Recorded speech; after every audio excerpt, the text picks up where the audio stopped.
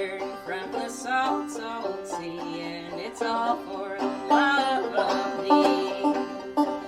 I could have married a king's daughter, dear. I'm sure she'd have married me, but I've forsaken all her crowns of gold, and it's all for the love of thee. If you could have married a king's daughter, dear, I'm sure that you are to blame, for I am married to a house carpenter, and I think he's a nice young man. Will you forsake your house carpenter and come along with me? I'll take you where the grass grows green on the banks of Sicily. What have you got to maintain me upon and to keep me from slavery? I have 7 ships that are all on dry land, 7 more upon the sea. She picked up her little tender babe, and kisses gave it 3, saying, stay at home, my tender little babe, and keep your daddy company. She dressed herself so fine in the silk, so glorious to behold, and every town as she walked down, she shined like a glitter in gold.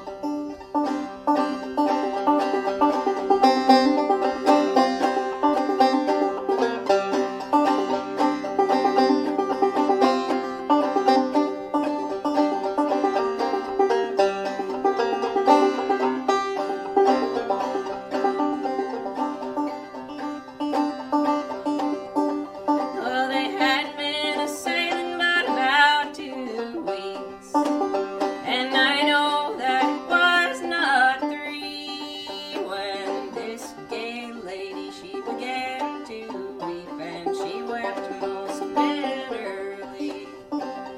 Oh, are you a-weeping for your house or your land?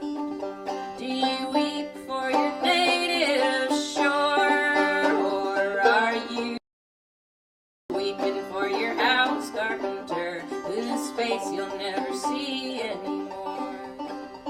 I'm not a-weeping for my house carpenter, nor yet for my native shore, but I am weeping for my tender little babe, whose face I'll never see anymore. Well, they had been a-sailing but about 3 weeks. I know that it was not more, when our gallant ship, well, she sprang a leak, and she sank to rise no more. What hills are those, my love, so white as any snow? Well, those are the hills of heaven, my love, where all good people go.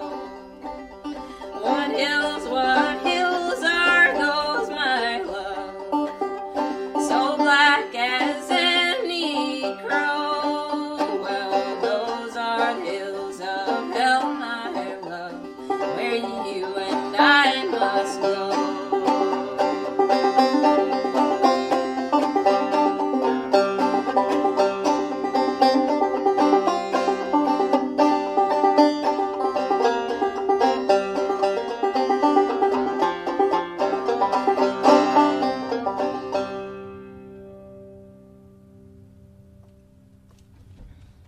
House carpenter. Welcome, Elizabeth and Sandy, onto the show. It's very nice to have you here. Thank you. Thank you. So let's talk about more. Let's focus in on home then. So, where exactly is home, and what's home like? Home for me, I grew up in rural Virginia. Was not born there, but that was my family home that my dad inherited from his mother, a farm in the mountains of Virginia. So that would be in the western part of Virginia, in the part of Appalachia where people do think of like mountain music being from. So that would be like the middle Appalachians, middle to southern. So lots of banjos around in my hometown, lots of string band music and square dancing and flatfoot dancing, also known as clogging or buck dancing. My mom and dad used to take me to fiddlers conventions when I was really small, and they'd let me go out. People would just be playing all spread out, camped out all over these fields, just out in the open in the summertime.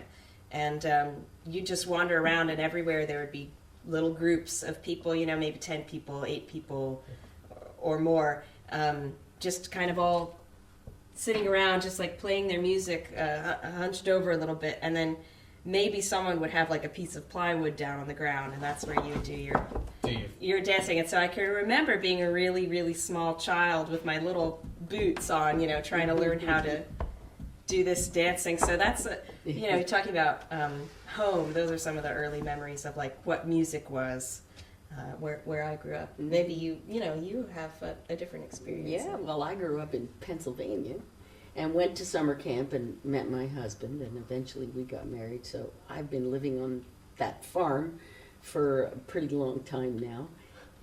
But I grew up, my parents loved singing and sang in community choruses, and they loved folk music, and they listened to a lot of folk music on old LPs, and they sang that folk music to us. And there were some songs that were passed down from my grandmother's grandmother, but not too many. Mostly they had songs they had learned more recently, and they sang those all the time to us. We sang in the car on long trips. We just sang all the time. And so that was not foreign to me, singing. And, folk music revival in the 60s. I was very interested in that, even though I was, in middle school, I was 12, 14 years old. I loved folk music. So I don't know, I just liked it. So I pursued it because I liked it, because I loved it. So. And then, when I came along and had some interest in singing, that's something I really enjoyed doing as well. Mom would be teaching me songs, and singing to me in the car, and teaching me harmony parts of stuff that she'd learned from her record collection, a lot of the time. Yep. So that was a big part from of my mom and dad's record collection. Yeah. So Jean lovely. Ritchie was a favorite of my mom's. Yeah. Jean Ritchie. Jean Ritchie. Yeah. Yeah, She's a total favorite of my mom's. Were there any songs that you were sung by your parents that you then sung to Elizabeth? Sure. Especially lullabies. Lullabies, yeah. Those were the big ones. Those Yeah. were the ones that remained with me that my mom sang to me. Yeah. Have you got any lovely lullabies you could sing? Bobby Shafto's. Yeah. Yeah. Yeah, that one she remembers her grandmother Oh. singing to her. So Yeah, I this mean, is the it's- real, the oldest family song that I know of. Yeah. That's really come down in that. It's just a little children's ditty. Yeah, if you can sing it. Sure. Okay, let's see. Bobby Shafto's gone to sea, silver buckles on his knee. He'll come back and marry me, pretty Bobby Shafto. Bobby Shafto has a cow, black and white about the mow. Open the gate and let her through. Bobby Shafto's ain coo.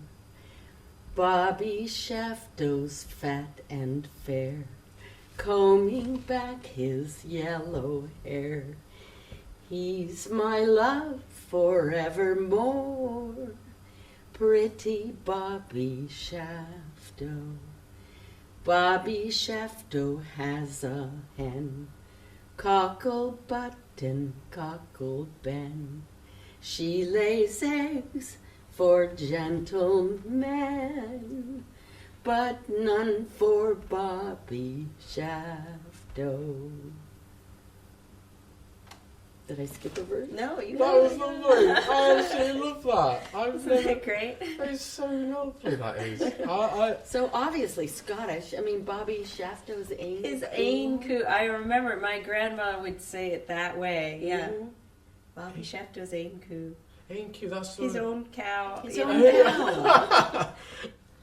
You talk a lot about, like, it's your grandmother and your grandmother before that. Do you find that it's a lot of women pass down these folk songs, especially if they're lullabies? Yeah, well, I mean, there were and are, certainly there are male singers, yeah. But there do seem to be a lot of women, even if I imagine like the more distant past, like if you're sewing or if you're spinning or if you're whatever, like weaving, or you're doing the dishes, or you're milking the cow, Sweeping the floor. all those things where your hands are busy but your mind is free, and so songs are what you can do while you're doing all of those things, And you can keep the kids entertained that way too. yeah, and Even if you're not really paying attention to them, they can listen and right, be, yeah, be exactly. more content. And it's like stories for them too. If you're thinking about ballads, like it's entertaining, and or kids songs or lullabies, things like that. And I do think for at least some women, playing an instrument was not so encouraged, I would say, in the mountains anyway. Often really religious communities, and the fiddle was kind of seen as a sinful thing. They would say the devil's instrument, associated with drinking and dancing, which so leads to no good in some people's minds. But so, a man might be more liable to become kind of that itinerant, traveling around, staying at other people's homes, late in the night, going to dances and such, where a woman maybe not as much.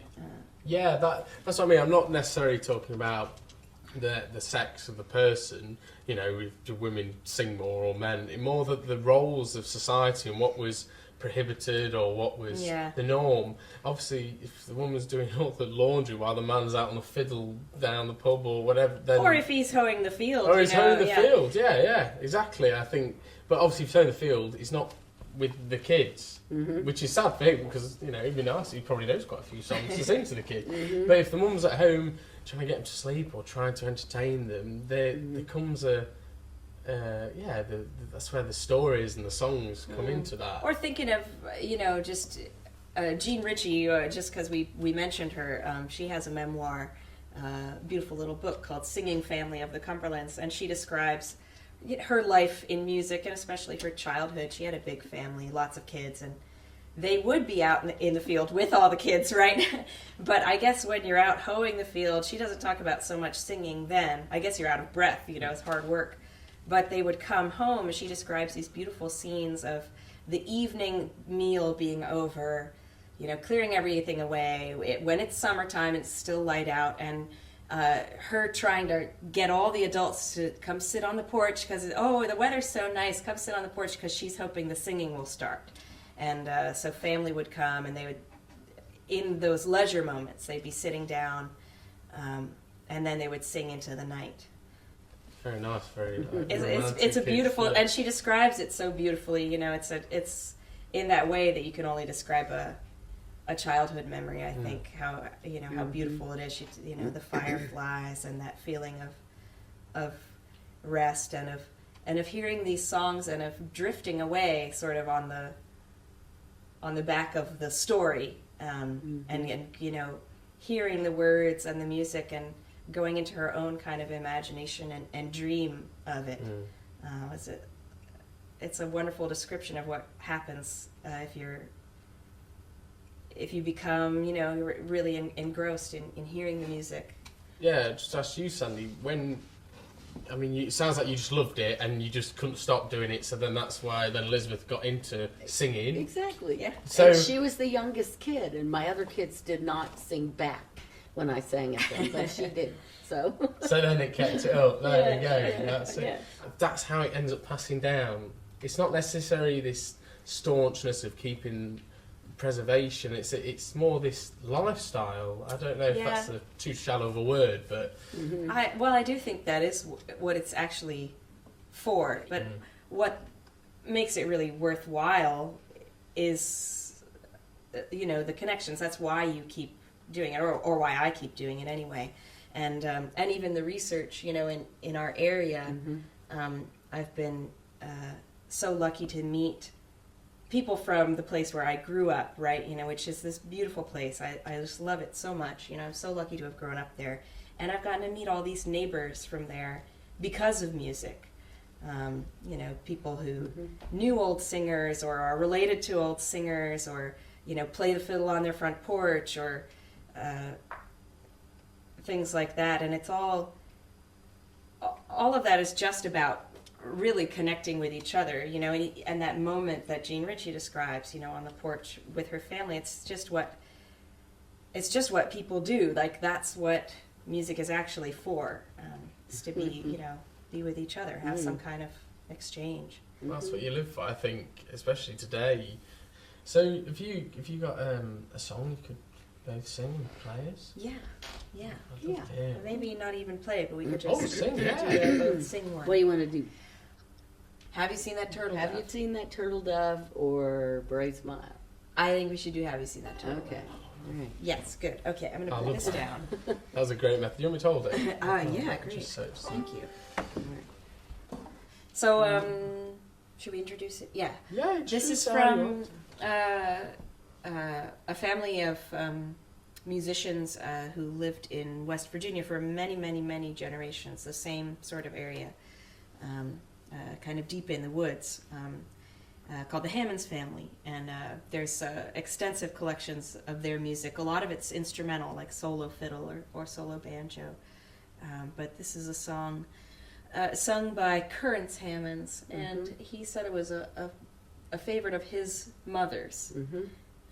Kind of you'll hear. It's like classic verses from folk folk songs. Oh, have you seen that turtle dove sitting in yonder's pine?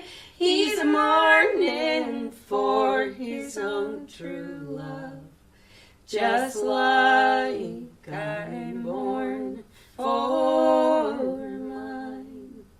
I'm going away and I ain't coming back. And if I'm gone 100 years, this heart of mine will never be at ease until I see your face again. I'll put my right foot in my stirrup, my bridle in my hand, so fare thee well, my own true love. I'm bound for a foreign land. And who will shoe your feet, my love? And who will glove your hand? And who will kiss your red rosy lips while I am in a foreign land? My papa will shoe my feet, my love. My mama will glove my hand. Ain't a man on earth will ever kiss these lips until I see your face again. I'll put my right foot in my stirrup, my bridle in my hand, so fare thee well, my own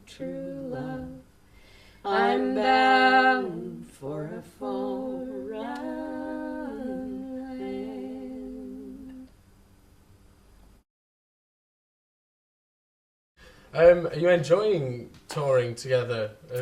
Gosh. So much. It's the most fun that I have all year if I get to do this with her. So is it normally like is it a UK tour basically, or is it you come to Ireland or Just This time, Dublin and just London, Dublin and and London, that's it. and I'm gone from Short, home for a short week and a half. visit. So yeah. So what, do you do it every year, or is it No, but that'd be fun. Yeah, She's we'll see. been real busy touring with Anna Roberts-Duvall. So she has not had time to do much with me. The occasional little This gig and that. We somewhere, did sometime. get to do some singing together at the Sidmouth Folk Festival a few years ago, which was a real treat. That was only because Ken was leading the session or whatever it was called, and he said, "Oh, your mother is here. Bring her up." bring her up? So Yeah, it's something that since I first came first to Ireland and then to England later, and kind of learned that there is a culture of like singing circles and singing sessions, and that's not something we're so familiar with at home. It's that's right. you know, I was talking a bit about fiddlers conventions, how people would be, you know, playing music late in the night, but it would be Not tunes, singing. all tunes. And I just knew ever since then that it was something that Mom and I should do together, because neither of us is like any happier than when we're just sitting there. We get to hear that's everyone certainly true sing, and for then me. we get to sing too. It's like the best. I'm just surprised. So there is singing circles in America. Is there? Not many, and they're private, and they happen in people's homes. In the yes, And they that's don't it. happen anything like once a month usually. Yeah, not a regular thing. So the folk club as a concept is a very It's- UK thing. isn't Yeah, it? it's just Yeah. not there. Yeah, and part of it, I Well, think. that's not true. There are folk clubs. No, there are, but But the one that I More am so in not New even England. a member of Yeah. is the Folklore Society of Greater Washington. right, You that's know, probably Washington D.C. and the that's closest. That's like that's 300 miles away. 5-hour drive. You know? I mean, but I have friends there. I mean, my singing friends. Yeah, which is why she know? only sees them a couple times a year, because they're it's too far. hundreds of miles away. And it's just, it is. It's more rare. It's not like here where, you know, you might find one in, you know, plenty of towns. It's and And some especially cities have stronger traditions of In the even Northeast, of singing. in the Well, Northeast, and yeah. Durham, Chapel Hill, yeah, North Carolina. My brother lives there, and there are singing sessions that happen there. I But know not of at least regularly. one regularly, Yeah. once a month. But they're private. Yeah, They're it's private. not the same. You It's like need a an party, invite. you know. Yeah. Yeah, Ah. yeah. So I shouldn't take our folk club culture for granted then. It's, No, like- don't. Yeah. Because no, you have. It's such a treat, like huge treat to be like, oh, we get to just go into a room and like hear other people sing.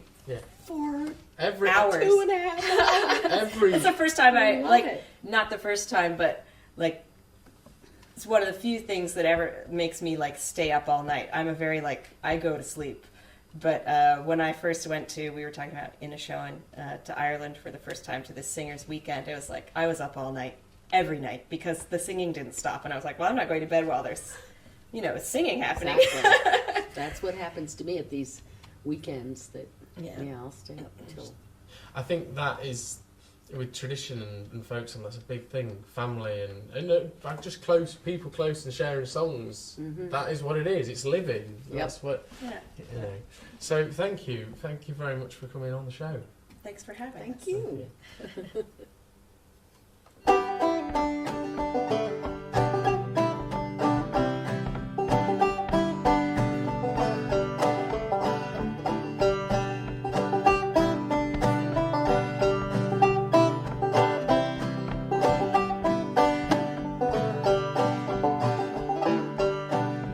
Lies up in symmetry and a possum on the ground. That possum said, you son of a gun, shake